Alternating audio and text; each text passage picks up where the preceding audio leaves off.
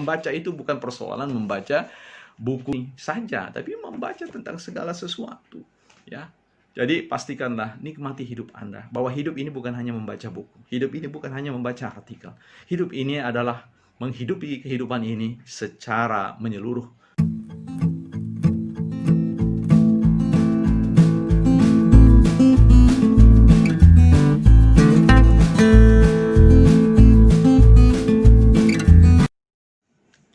Halo, jumpa lagi dengan saya BL Padatu, masih di channel Edukasi dan Motivasi. Kali ini saya ingin menjawab pertanyaan dari teman-teman yang ingin tahu, ya, kecepatan membaca yang baik itu apakah bacanya harus kilat atau ya slow kayak kura-kura. Ya, jadi pada materi ini kita akan membahas manakah cara membaca yang paling efektif bagi kita, apakah dengan cara membaca yang cepat atau slow, ya. Nah, saya kira untuk pengalaman secara personal, secara pribadi, saya berpikir segala sesuatu untuk menentukan apakah itu baik bagi kita, itu bukan pada sebuah metode, ya. Metode ada banyak. Pendekatan-pendekatan, cara-cara, teori-teori membaca itu banyak sekali dapat kita jumpai yang menawarkan dirinya untuk kita coba manakah dari pendekatan-pendekatan atau teori-teori, metode-metode yang terbaik yang memberikan hasil yang maksimal dalam sebuah proses membaca. Bagi saya, dalam pengalaman saya melihat bahwa proses membaca itu bergantung pada sebuah tujuan, reading by purpose, ya. Artinya, ketika kita ingin membaca, itu terpulang pada sebuah tujuan yang kita sudah tetapkan sebelumnya, ya, untuk apa kita membaca. Terkait dengan kecepatan, ya, buat saya untuk membantu kita untuk memahami manakah ya tingkat kecepatan atau level kecepatan yang terbaik yang bisa memberikan pengembalian atau dampak besar terhadap hasil bacaan itu, ya sekali lagi mungkin saya katakan tadi bergantung pada efek pada diri kita atau bawaan kita sendiri secara personal. Untuk membantu untuk mengukurnya itu, saya mencoba untuk menghadirkan beberapa analogi atau perumpamaan-perumpamaan yang nanti bisa Anda renungkan, refleksikan sendiri, manakah dari refleksi-refleksi ini yang cocok untuk membantu Anda membuat sebuah keputusan.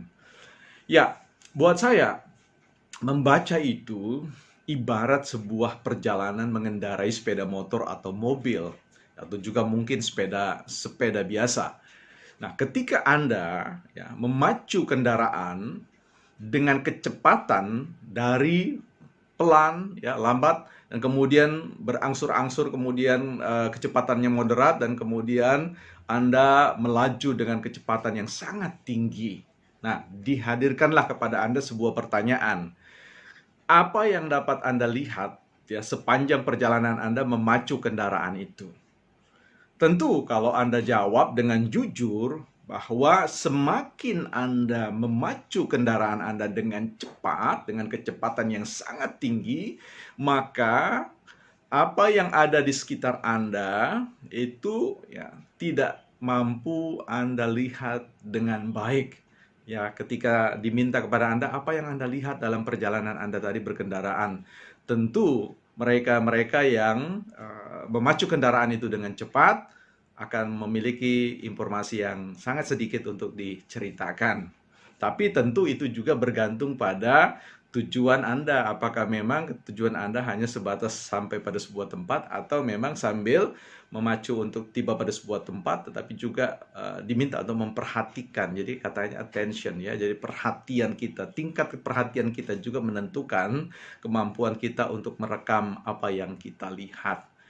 Begitu juga saya mau mengatakan bahwa, atau ada yang bertanya, menurut pengalaman Bapak sendiri bagaimana? Menurut pengalaman Om sendiri, Abang sendiri, Kakak sendiri bagaimana? Ya, berdasarkan pengalaman yang saya lalui, saya mencoba untuk membaca lambat, membaca sedang, dan juga membaca cepat, ya.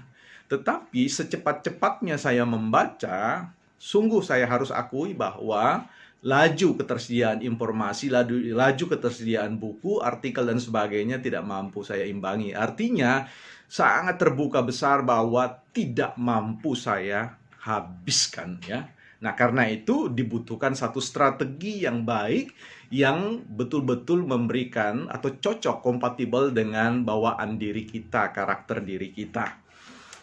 Saya teringat pada sebuah kisah terkait dengan persoalan ini ketika ada orang yang bertanya pada seorang ahli yang membaca, seorang profesor. Dia tanyakan bagaimana kecepatan yang baik di dalam membaca. Apakah kecepatan kilat ya dalam membaca itu akan memberikan manfaat yang sangat besar dalam proses kita membaca? Ia menjawab begini, bahwa seorang yang membaca cepat ya, itu ibarat lebah yang datang ke bunga ya, dan terbang di depan kelopak ya, bunga itu. Jadi dia tidak masuk ke dalam untuk menyedot sari-sarinya. Nah, buat orang yang membaca dengan kecepatan yang terukur, dengan kecepatan yang baik, itu dia masuk dan menyerap, mengambil sari-sari yang dalam. Jadi sang profesor memberikan rekomendasi bahwa membaca yang dapat mengambil makna terdalam dari hasil tulisan itu, dari tulisan itu adalah dengan membaca secara ke dalam. Tentu tidak lagi bergantung pada sebuah soal kecepatan, soal cepat-cepat baca, soal cepat-cepat menuntaskan buku dan sebagainya. Nah, ini cocok untuk kita memahami bahwa, atau sebut saja dalam pengalaman saya, ketika saya sudah mencoba membaca pelan, membaca sedang, membaca cepat, maka saya tiba pada sebuah kesimpulan. Untuk membaca yang memberikan dampak terbaik bagi diri saya, itu adalah membaca dengan prinsip menikmati. Nah, ketika kita menikmati sebuah bacaan itu, ingin memahami apa yang sebenarnya ingin disampaikan oleh seorang penulis, maka ya, sebagai seorang pembaca saya menikmati masuk dalam sebuah suasana yang pada akhirnya tidak lagi berpikir tentang soal kecepatan waktu. Ya, tidak lagi persoalan saya tadi lambat atau cepat ya membaca, tidak. Tetapi ya, tujuan saya membaca adalah saya ingin menikmati ya sajian, ya gagasan atau ide yang ditawarkan oleh sang penulis, dan saya berusaha untuk mengambil itu dan memanfaatkan gagasan-gagasan yang tidak pernah terfikirkan oleh saya sebelumnya. Membaca ya, sekali lagi, ini bukan persoalan. Mungkin ada perdebatan yang mau mengatakan bahwa wah, ini kan kita harus memanfaatkan apa yang disebut dengan alam bawah sadar kita ya. Nah, saya kira begini ya. Benar bahwa alam sadar itu, kalau dalam konteks gunung es, bahwa memang perhatian sadar kita atau apa yang kita pikirkan secara sadar itu merupakan bagian yang sangat kecil. Tetapi apa yang kita tidak sadari, apa yang terekam, yang masuk ke dalam sistem alam bawah sadar kita, itu adalah potensi database yang besar sekali untuk mendukung ya aktivitas-aktivitas berpikir kita, ya aktivitas-aktivitas intelektual kita dan seterusnya. Memang benar, tetapi sekali lagi bahwa apa yang ada yang masuk ke dalam sistem bawah sadar kita itu merupakan sebuah akumulasi perjalanan yang juga merupakan kumpulan-kumpulan, potongan-potongan ide, gagasan, atau apapun peristiwa fakta yang tentu dia melekat dengan baik ketika ya, hal-hal tersebut kita jalani dengan terlebih dahulu dengan potensi kesadaran. Apakah kemudian bahwa potensi alam bawah sadar yang kita tidak sadari itu tidak berperan secara aktif? Sangat berperan secara aktif. Tetapi saya ingin mengedepankan apa yang disebut dengan ungkapan RAS ya, Reticular Activating System ya, bahwa di dalam alam bawah sadar kita atau di dalam diri kita ada semacam satu sistem pengaktifan ya, pola-pola ketergantungan pada sesuatu. Artinya ketika Anda memberikan perhatian pada sesuatu, maka sistem RAS itu, sistem Reticular Activating System itu, membantu kita untuk menciptakan sebuah realitas atau ingatan-ingatan. Karena itu kita bukan hanya punya ingatan ya, tetapi bukan hanya punya memori, tetapi ada instrumen yang akan mengaktifkan itu kerja berpikir sehingga kita terhubungkan dengan hal-hal yang nyaris kita tidak pernah pikirkan. Tetapi di sini saya ingin membahas lebih menekankan pada konteks tadi pertanyaan teman-teman kita terkait dengan kecepatan, laju kecepatan membaca. Nah, sekali lagi yang ingin saya sampaikan di sini adalah soal kecepatan itu hendaklah tidak menjadi sebuah hal yang meresahkan jiwa Anda. Kalau Anda jenis orang yang memang dapat menerima manfaat terbaik, terbesar dari sebuah laju kecepatan yang di atas rata-rata, atau bahkan kilat atau apapun namanya Anda mau menyebutkan itu, ya jalanilah itu ya. Sekali lagi itu menyangkut tentang seberapa banyak yang dapat Anda bisa manfaatkan. Bagi saya lagi bahwa membaca itu, karena saya sadar bahwa laju kecepatan informasi, ketersediaan informasi itu tidak mampu saya imbangi dengan kecepatan potensi dan energi yang saya miliki untuk menikmati bahan-bahan bacaan itu, maka saya memilih sebuah strategi. Strategi adalah saya hanya akan membaca buku, membaca artikel-artikel, membaca dari para penulis-penulis yang saya yakin bahwa ada garansi, ada jaminan bahwa orang ini akan menawarkan sesuatu yang baik, tentu dengan tetap melakukan verifikasi atau validasi terkait dengan apa yang ia tuliskan atau sajikan. Jadi kunci yang pertama buat saya adalah cari buku-buku yang baik, yang terpercaya dari penulis-penulis yang Anda bisa yakini bahwa ia memberikan yang terbaik. Yang kedua, ya, karena buku-buku baik itu, orang-orang yang baik, orang-orang yang bisa kita percayai itu juga banyak. Bahkan saya yakin tidak sanggup Anda baca semuanya. Karena itu yang harus Anda lakukan adalah sungguh-sungguh secara selektif membaca buku-buku itu berdasarkan bidang atau minat, interest Anda, ya, bidang kecakapan yang ingin Anda tumbuh kembangkan untuk Anda perkuat otot-otot intelektual Anda berdasarkan apa yang Anda harapkan ke depan menjadi siapa diri Anda yang sesungguhnya. Nah, hal lain yang perlu diperhatikan, karena itu kita akan didorong untuk memilih buku-buku yang baik, ya, atau yang terbaik dari buku-buku yang baik, ya, walaupun dengan tema yang sama. Jadi pastikan itu biasanya disebut dengan buku handbook, ya, buku-buku kunci, buku-buku yang memenuhi kategori kitab suci, ya. Artinya kalau Anda mau memahami tentang sebuah bidang tertentu dengan hanya membaca buku itu, maka ABC-nya ilmu itu semuanya tersedia di sana.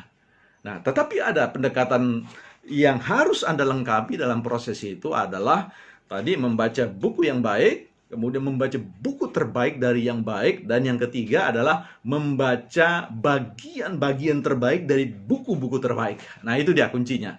Nah, artinya akan ada sebuah program ulang, program untuk pengulangan, di mana Anda mencoba untuk menggariskan sesuatu itu dengan cara mengulang-ulang, ya. Artinya kalau Anda buat garis di atas kertas dengan pena Anda, satu kali Anda garis, itu tidak begitu tebal, tetapi ketika Anda garis lagi 2 kali, 3 kali, 4 kali, dan seterusnya, maka garis yang Anda gurat itu menjadi tebal, menjadi tegas. Jadi pengetahuan yang tertanam dalam diri Anda itu sungguh-sungguh, ya, berakar di dalam diri.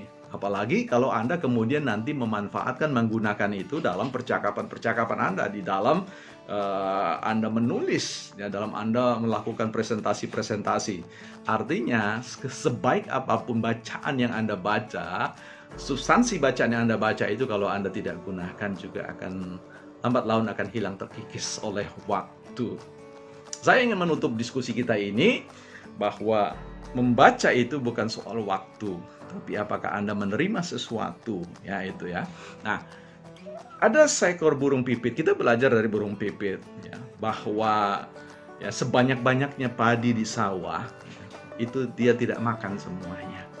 Apalah artinya kalau dia memakan semuanya? Tentu kapasitas tubuhnya tidak kuat. Saya tidak ingin merendahkan kapasitas kompetensi diri kita, ya, kandungan kemampuan kita di dalam menyerap informasi, tetapi saya katakan bahwa hidup kita ini bukan hanya sekedar membaca buku.